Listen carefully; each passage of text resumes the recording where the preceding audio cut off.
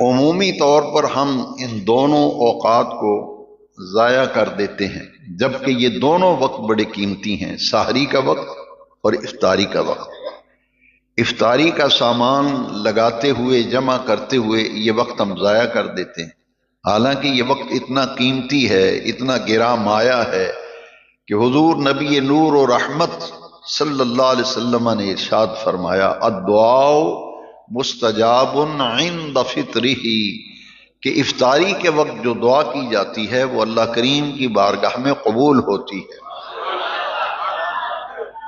اور پھر روزے دار کے لیے افطاری کا وقت اتنا قیمتی ہے، اتنا گراں قدر ہے کہ نبی کریم علیہ السلام نے فرمایا للصائم فرحتان، روزے دار کے لیے اللہ کریم نے دو خوشیاں رکھی ہیں، دو راحتیں رکھی ہیں روزے دار کے لیے۔